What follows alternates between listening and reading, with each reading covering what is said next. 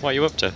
Hi, I'm going to be making an informational video about what kind of bike locks not to use when locking up your bike. We have three sets of locks. We have a combination thin wire lock, we have a key wire lock, and we also have a combination lock which is a bit thicker. Now I'm going to be showing you how to break into these locks using a hammer, wire cutters, and bolt cutters.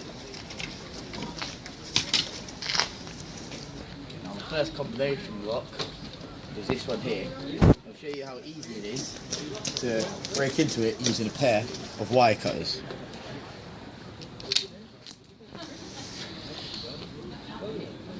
Now, I'm not an expert at stealing things. I'm sure you can pick these up for about 10 quid from B&Q. And you have an expensive £300 bike like this and you use a lock like this to lock it up, you are going to be quite disappointed. I will be breaking this lock with a hammer.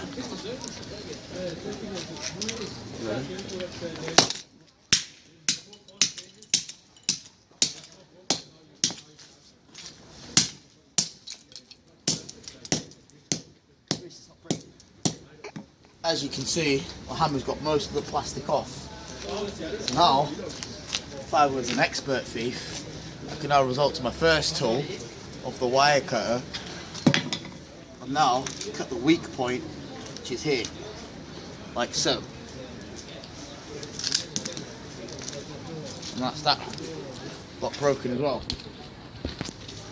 Our third lock being the combination lock, which is a bit thicker. The wire cutters, as you can see, don't fit around them. So this is where my old friend Big Red comes into the situation. As you can see, 1, 2, 3.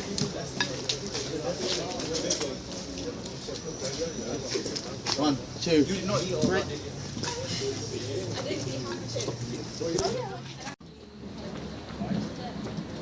Two.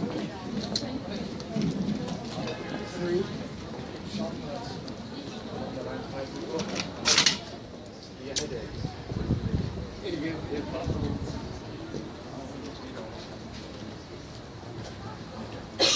So now we've got the majority of the plastic off. Now what's left is to break the wires, which, as you can see, are already a bit fragile because I've managed to pull it off like so. So a bit more attention. These bolt cutters, and they should give way. Here's hoping.